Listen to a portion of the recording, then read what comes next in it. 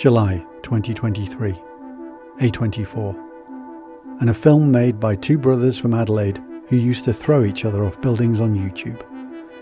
The budget? $4.5 million. The box office? $92 million. You heard me right. Talk to Me opened wide on the 28th of July 2023, and by the following weekend, it had people lining up across multiple territories. It terrified audiences who had never heard of Adelaide, never heard of the Philippou brothers, had no reason to expect anything in particular from Australian horror. By the end of its theatrical run, it had made back its budget 20 times over.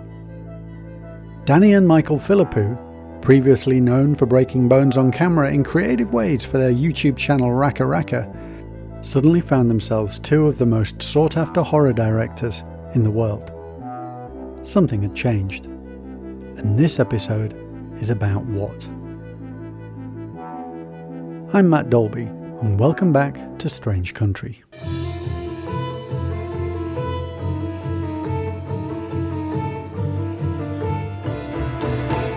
In the first two episodes we went back to 1979 and the Australian New Wave, Long Weekend, Wolf Creek, Razorback. The outback as something that watches you. Back to 1983 and a teenager in a backyard in Puckaduwa Bay with a camera he bought second-hand, no film school and 4 years of weekends ahead of him. We were looking at foundations, at the thing everything else is built on. This episode, we come forward, all the way forward. The last 10 years of ANZ horror have been, and I'll say this plainly, extraordinary. Not just commercially, not just because Talk to Me made $92 million, though that number matters. Something shifted in what these films are afraid of. The first wave pointed outwards, at the landscape, at the vastness, at what was out there at the edge of things. The new wave has turned inward, into the body, into the home, into grief that has no name, into the thing sitting in the room with you that everyone agrees implicitly not to mention. And underneath all of it, running like a current below everything else, an older, harder question is starting to get louder. Who does the land actually belong to? Let's go.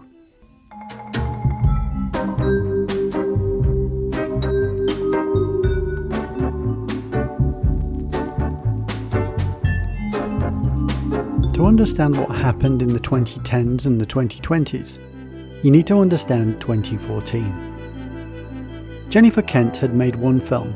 It cost $2 million Australian dollars, a figure she partly raised by shooting a 20-minute proof of concept short called Monster and screening it for investors to prove she knew what she was doing. The Babadook opened in Australia to modest numbers and got picked up by IFC Films in the US. Went to Sundance, and then something unusual happened. The critics couldn't stop talking about it. William Friedkin, the man who made The Exorcist, posted on Twitter, "I've never seen a more terrifying film than The Babadook. It will scare the hell out of you as it did me."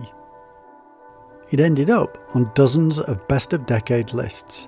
It became, alongside The Witch and Hereditary, one of the films that defined what elevated horror meant. A genre film that wasn't embarrassed to be literary. A horror film that had read a book. The Babadook matters more to this story than its own numbers suggest, because it gave permission. It said, you can make a grief film. You can make a film about a woman who is not coping, who is failing, who is angry and exhausted and unraveling at the edges, and wrap that in a monster movie, and it will work. Not despite the horror, because of it. The horror is the only language adequate to do the feeling.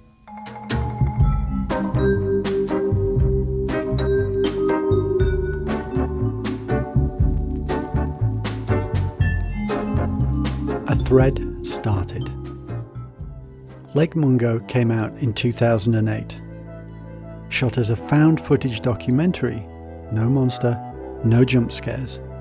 Just a family falling apart after their teenage daughter drowns, and the slow horror of understanding who she really was. It was largely ignored on release. When Screaming discovered it in the early 2020s, it found its audience.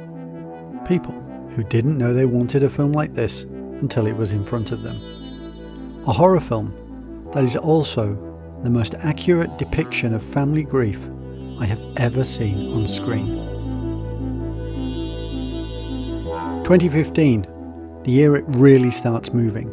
Wormwood, Road of the Dead came out of Sydney. A zombie film made on weekends over 4 years, almost no budget, bartered and borrowed and assembled by sheer persistence. It is genuinely funny and genuinely savage. It has a woman in a caravan doing experiments on zombies as if she's running a biology class.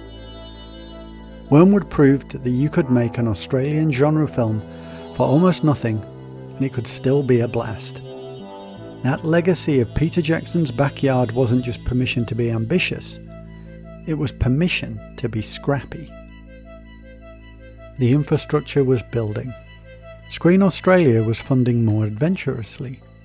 Distribution was changing. Streaming meant a film that would have died in a limited theatrical release could find an audience of millions over the following years. Like Mungo was proof of this. The ecosystem that allowed Talk to Me to exist was 15 years in the making. But the thing that changed the equation most wasn't infrastructure, it was tone. Australian horror stopped being embarrassed.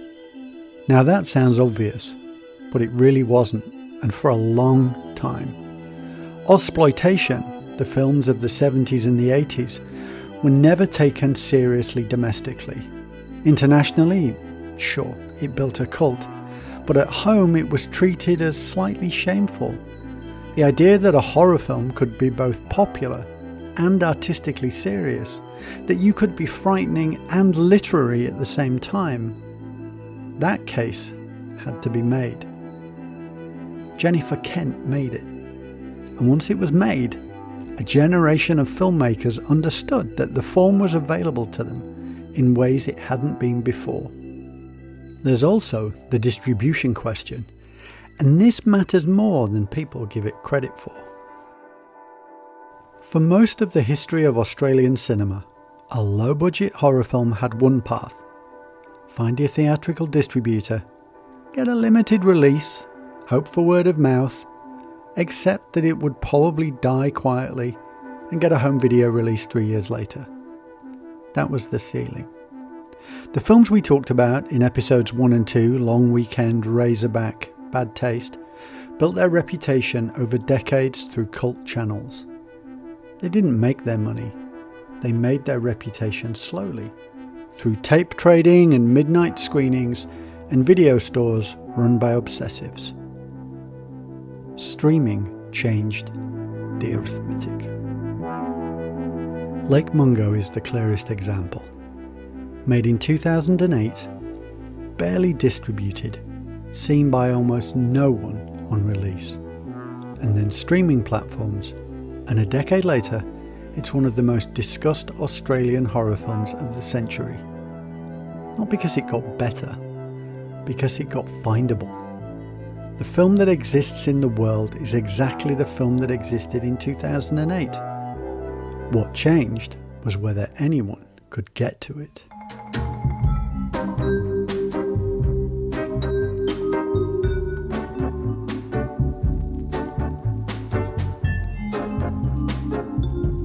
This matters for what came next, because every filmmaker who made a horror film in Australia in the 2010s knew, or started to figure out, that the traditional distribution ceiling was gone. You could make a film for $2 million, get it on a platform, and if it landed, it would be seen by more people in its first year than Wolf Creek was seen in its first decade. The risk equation changed, and when the risk equation changes, the kinds of films people are willing to make change with it. If the first wave said, "This country will kill you," the new wave is saying something more specific. It's saying, so will this room.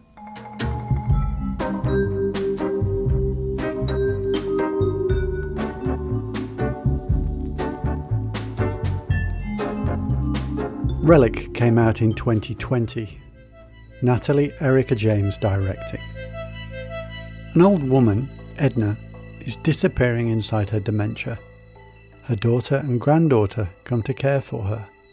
The house is their ancestral home, full of things accumulated over a lifetime. And then the house starts changing. Rooms appear that shouldn't exist. Mould spreads in shapes that shouldn't be possible.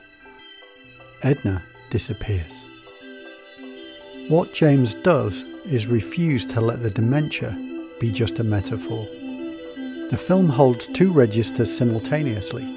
Edna is deteriorating and something supernatural is happening. And the film will not tell you where one ends and the other begins. Because for Kay, the daughter, there is no meaningful difference. The mother she knew has become someone she doesn't recognise.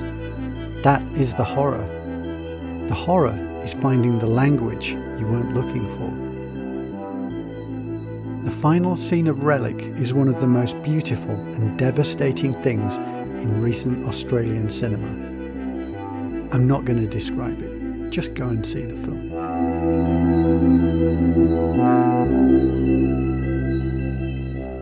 Hounds of Love is 2016. Ben Young directing. Set in suburban Perth, not the outback, not the wilderness, a cul-de-sac. A teenage girl is abducted by a couple she sees walking their dog.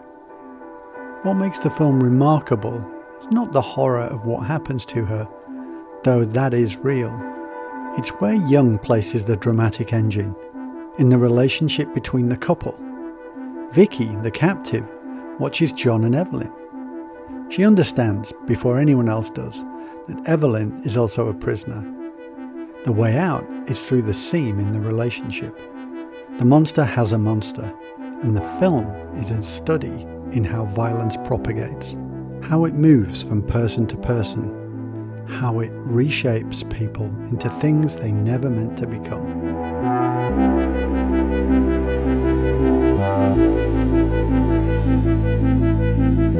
Killing Ground, 2016, Damien Power. A couple camping at a remote spot find an abandoned tent. Something has happened. The film very intelligently cuts between timelines. We see what's happened before they arrived and what is about to happen to them now. It is tight, brutal, and very smart about the way Australian wilderness horror has historically let the landscape do the work. Power strips the landscape out and makes the menace human. Completely, boringly, ordinarily human. You'll Never Find Me, 2023. The whole film takes place at a caravan. A storm. A young woman arrives soaking wet, asks to wait inside. The man who lives there lets her in. The film is a sustained exercise in dread. You spend 90 minutes trying to work out who the threat is. It inverts almost every Australian horror convention. There is no outside. There is no landscape. It is only the negotiation happening in a 9 by 3 metre space between two people, and the terrible intimacy of not knowing who to be afraid of.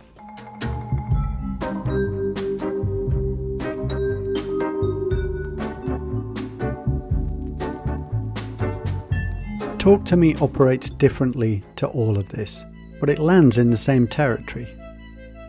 Mia is trying to process her mother's death, and her father says it was suicide, but Mia doesn't believe him.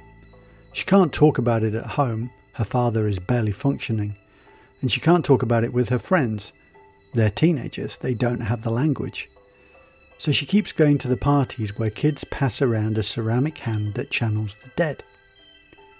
Every time she grabs it and says, "Talk to me," she's asking the same question. Are you still there? Can I reach you? The horror of Talk to Me is that it works.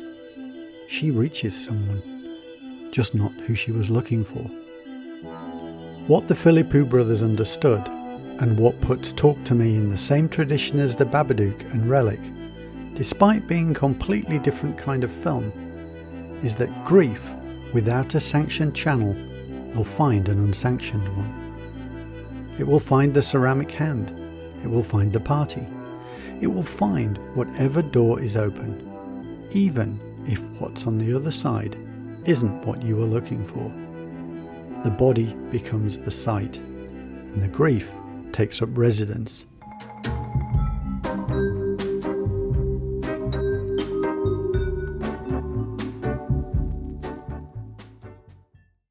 And now, at this year's Sydney Film Festival, 2 films that push further still.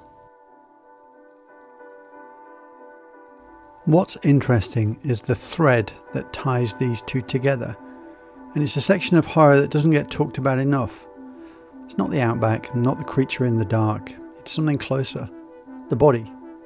Or more specifically, what happens to a body when the thing that's destroying it isn't a monster, it's a system. A faith, a set of expectations so thoroughly internalized that the horror has nowhere left to hide except inside the person it's been building in. The first movie is Saccharin. There's a particular thing that diet culture does, and stay with me here because we're about to make a sharp left turn. It rewards women for getting smaller, thinner, less present, less loud, less there. Saccharin is Natalie Erica James's follow-up to Relic.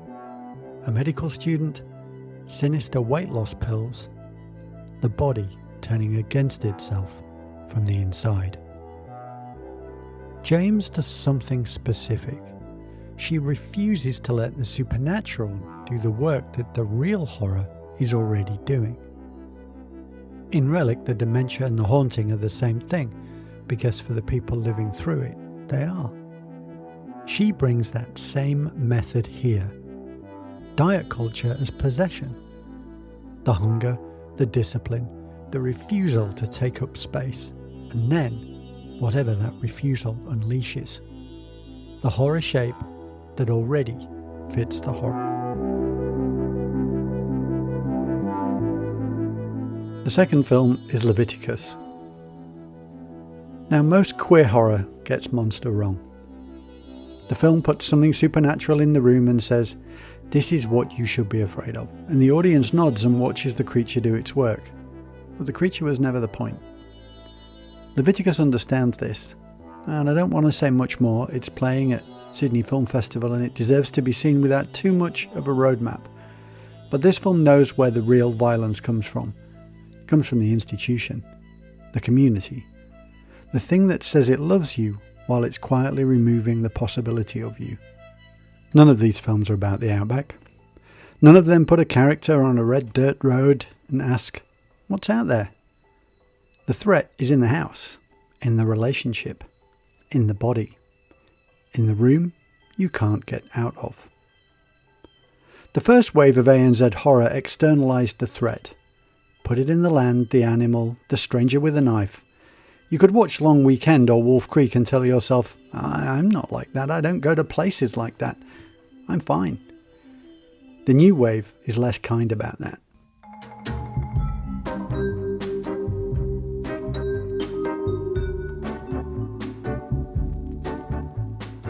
There's something else running underneath everything I've just described. In 2018, Cargo was released on Netflix, directed by Yolanda Ramke and Ben Howling. Now, we're going in for some spoilers here, but then, if you haven't seen it by now, firstly, shame on you. Secondly, stop listening to this podcast and go and watch it. Back to the story. Andy, a white man, is infected by the zombie pathogen. He has 48 hours before he turns. He spends those hours trying to get his infant daughter to safety, moving through country that has effectively reverted to pre-colonial patterns. The colonial infrastructure has gone. Indigenous communities are the ones with the knowledge and cohesion. He ends up in the care of an Indigenous girl named Thumi, who knows how to survive. Now, cargo means well. I'm not going to pretend otherwise. It positions indigenous knowledge as the thing that actually functions when everything else has collapsed. The colonial infrastructure has gone, and it's the communities that were always there that know how to survive in the country. And that is a deliberate choice. But the film is still Andy's story. Thumi exists in it to save a white man's ark. When he dies and she survives with his baby, the film ends. We don't follow Thumi. Her father, her grief, her story. The film just isn't interested. It got what it needed from her. 5 years later, John Bell, an indigenous filmmaker, made The Moogai. A new mother, Sarah, is consumed by terror that something wants to take her baby. Her husband thinks she's experiencing postnatal psychosis. He's a doctor. He has explanations. The Moogai is a creature from Wiradjuri mythology, a spirit that steals children from their mothers in the night. What Bell does is refuse to let the mythology be decoration. The Moogai isn't a metaphor. It comes from a specific tradition. It carries specific cultural weight. And the horror it embodies, children taken, separated by force, the knowledge of what happens when someone with authority decides your child should belong to someone else. It's not abstract. It's historical. It happened across generations and in living memory. The Stolen Generations is not history the way we usually use that word. It is within the lifetimes of the people alive now. The Moogai puts the camera where cargo didn't. The horror isn't a zombie pathogen. It isn't the wilderness reclaiming the colony. It's the state. It's what was done and the fact that it isn't over. Across the Tasman, the same shift is further along. Last year, Mārama premiered at Toronto International Film Festival. Directed by Taratoa Stapard, a Māori filmmaker, it is what its maker explicitly calls anti-colonial Gothic horror. Set in North Yorkshire in 1859, it follows a young Māori woman fighting to reclaim her identity and culture in Victorian England. The film draws on Taniwha, Patupairehe and Wairau, not as ambient atmosphere, but as the active moral architecture of the story. The supernatural entities are not villains. They carry the memory of what was taken. The violence in the film is colonial violence returned. The film got 100% on Rotten Tomatoes, and it is the first film in a planned trilogy. Now just take that in for a moment. A planned trilogy. A Māori filmmaker constructing a sustained genre franchise out of pre-colonial mythology and the specific history of what colonization did to the land, the people, and the relationship between them. This is not a one-off. Someone is building something deliberately, saying, this form, genre horror, is ours now. We can use it. We have things to say in it that have never been said. In episode 1, I mentioned that New Zealand has one of the great bodies of supernatural narrative on Earth, and that for decades it was absent from New Zealand cinema because Māori filmmakers didn't have access to cameras. Barry Barclay made the first Māori directed feature in 1987, and it took another 35 years for horror to catch up. The gap between the mythology existing and someone being able to put it on screen was 40 years of structural inclusion. Now it's catching up. I said at the start of this show that horror is where countries put the things they won't say in daylight. Long Weekend puts it in the bush.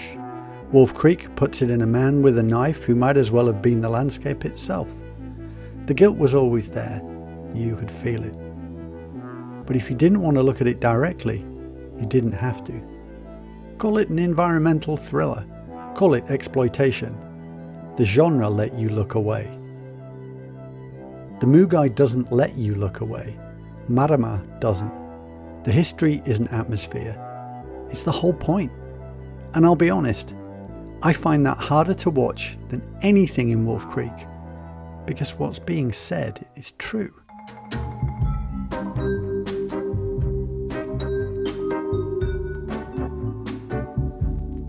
July 2023.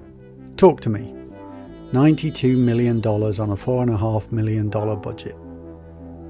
That number matters, not because it proves Australian horror is good, we already knew that, but because of what it says to the industry. 92 million means studios in Los Angeles are paying attention. It means the next generation of ANZ filmmakers have evidence, in the one language that gets a green light, that this stuff travels. That you can make a horror film in Adelaide about a very specific kind of grief, a young woman trying to reach her dead mother through a ceramic hand, and it will terrify someone in Seoul, and Sao Paulo, and Stockholm. The first wave proved ANZ horror could exist, and that was not a small thing to prove. The new wave is proving it can travel, that it can scare someone in Seoul who has never heard of the Outback, never heard of the stolen generations, and never had any reason to care about what Australia is afraid of. That's a different proposition entirely. Except, the film that actually started all of this, the film that gave a whole generation permission to make grief into horror, came out before anything else we've talked about today. It came out in 2014, from a first-time director, with a $2 million budget, shot partly in black and white, with a monster built from paper and sound design, and Essie Davis giving one of the best performances of the decade. Everything we've talked about in this episode traces back to it. The grief horror line, the domestic spaces site, and the idea that the real monster is always something that already lives with you.